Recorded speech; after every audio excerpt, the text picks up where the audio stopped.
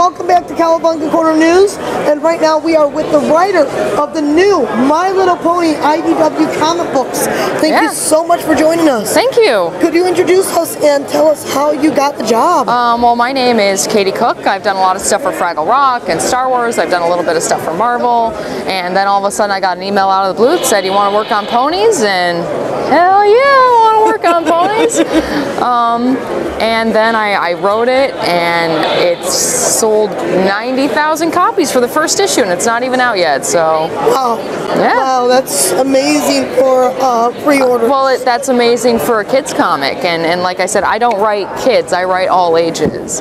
Yeah. And I really think that people are going to appreciate the approach that I took, and the approach that my friend Andy, that's drawing it, Andy Price, is taking with the artwork. We're not making namby-pamby pony comics. We're doing comics for us and having fun. So. Well, that's the best way of doing it. Yeah.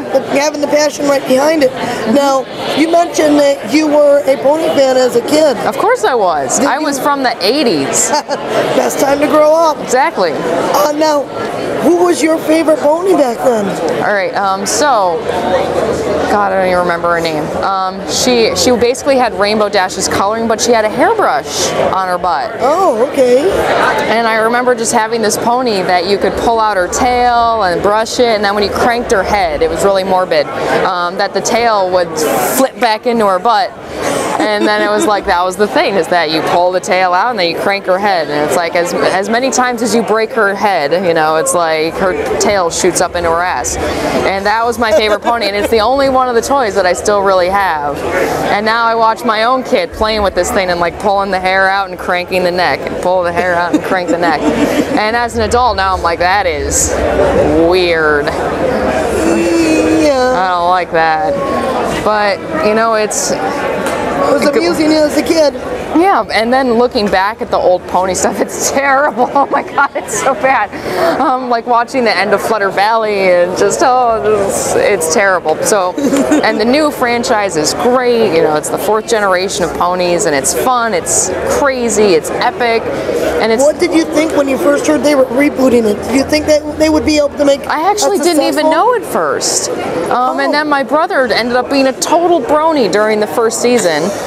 And he was sitting here going, why aren't you watching the new My Little Pony? And I was like, what?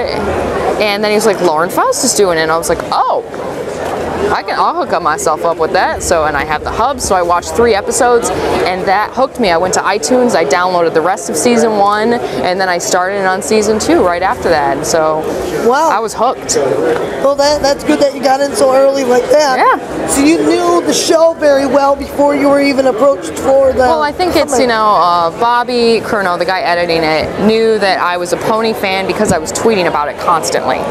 And then all of a sudden he wrote me, he's like, hey, ponies. And it was like, yep, let's do that. I want to be on that. And then I turned down the art gig on it because, the way that I draw, I think, is too cute for ponies, believe it or not. And we tried a couple different artists that I recommended, and then I walked by my friend Andy Price's table at C2E2 earlier this year, and he had all this pony stuff. And I've known Andy for 5-6 years. And I saw this Applejack piece that he had done, and I was kind of going, hey, Andy. That worked. It's like, wait a minute. And I had scans from him a couple of days later, and he was the artist attached to the book the next week. So. Now, how far ahead are you in the story so far in writing? I'm working on issue 3 right now. I'm just finishing it up. So Andy has issue 2 in his hands right now. He's finishing it up. So we do it as we go, and Andy and I are buddies, so we kind of work on things together, and I fit in jokes I know he wants to draw. I put in things I know he doesn't want to draw because I'm an asshole. But we have fun, and it's almost like he and I are doing a create-our-own book together at this point. We're treating it as fans, and just having fun doing our own thing. So, and sometimes Hasbro says no, and sometimes they don't care. So it's. Well, I hope they let you get through with a lot of stuff you enjoy doing. Now, Have you planned ahead like a year or so, and where are you going with the story, or is it right as you go? It's right now. This first thing is a 4-issue story arc. It ends in four issues, and then I have ideas for the next issue's arc. I don't want like this big continuing saga. I want 4 issues that are nice and self-contained, and I want to keep doing it kind of in that format. So that would work well, especially with kids viewers coming in. That way, it's more of an episode. It's more of just this nice like 2-part episode that they do at the end of every season. So that's really cool. That is cool. Do you have a favorite pony from the new series? Twilight Sparkle. It's right there. Oh, cool. Twilight Sparkle is the best pony. So. And what do you think of the Brony fandom as a whole? Are you nervous to their reaction towards the comics, or are you excited? Well, no, I think that they would hate it if I approached it like a little girl's Barbie comic, which I don't write. I would get lynched. Yeah. You know, and that's not how I approached it. It's not how I would approach the property. It's not how Andy would have approached the property.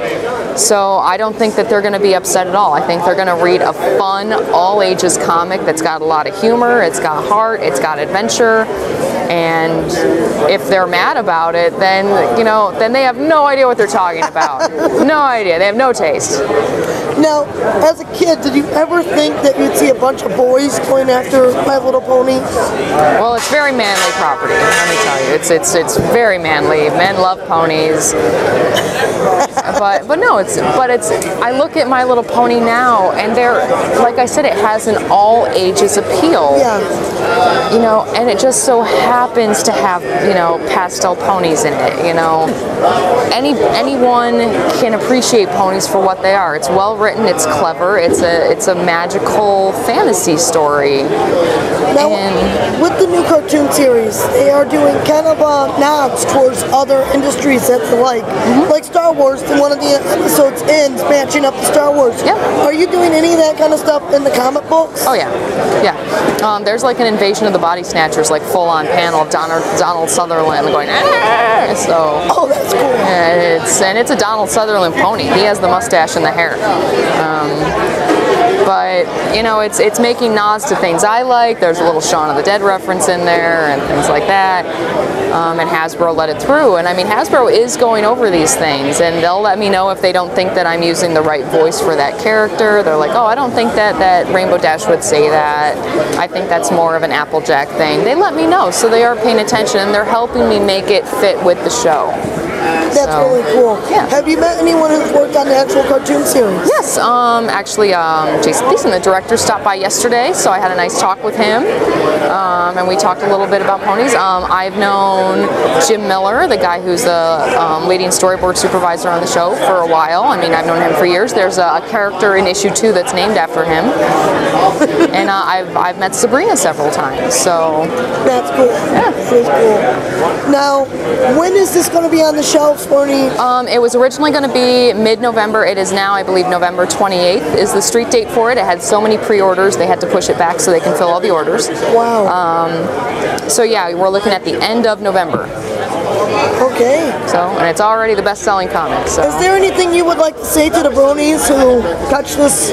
Well, it's you know, keep supporting the franchise that you love, and the products and the quality of the products are going to stay consistent. So, if you like having Andy and I on the book, make sure you let people know, and then they'll hopefully keep us on the book. So. Excellent. And IDW is a wonderful company to be working for. So as long as the fans are supporting you, you'll be on the book. Good. Yeah. So thank you everyone for watching, and we'll catch you next time here on Cowabunga Corner. Thank you so much.